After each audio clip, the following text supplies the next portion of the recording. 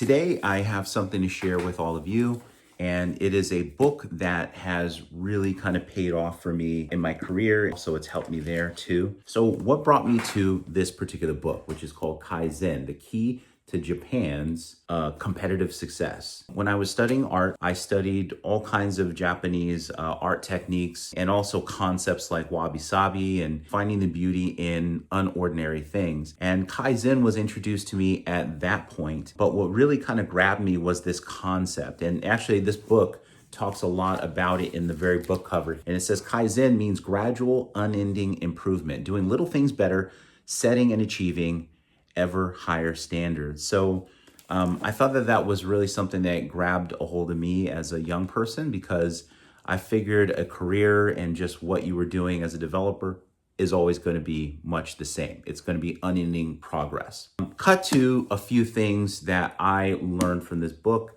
It's been on my bookshelf for many years, so I'll just share two things. So there's this concept in Kaizen about admitting anything. On page 64, they kind of talk about there's this concept of everyone can admit anything.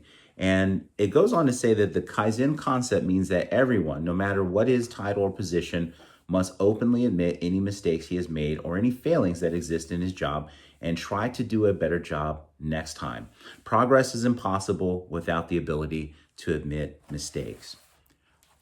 In corporate environments, this is a hard concept to grasp, because when we show up in these spaces, we are supposed to know everything, and when the question is asked, we're supposed to supply the answer.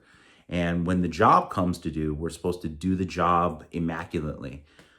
This just isn't reality, right? So one of the things I like about this was that it tells you kind of like, do a better job next time and you'll progressively get better. The other concept I really liked that I grabbed onto was on page 186 of this book, where it talks about solving problems together, the introduction of TQC at Kayaba. Kayaba is one of the companies in here they talk about. So it was about identifying problems and how it was the starting point for that company. They made shock absorbers and other things, but basically the questions that they asked was, did these mistakes happen or these problems happen because of lack of a system? Did they happen because of inadequate training and education? Did they happen because there was no applicable rule, right? It talks a lot about rules in here within your own personal systems and also company systems. And also, did they happen because nobody followed the applicable rule?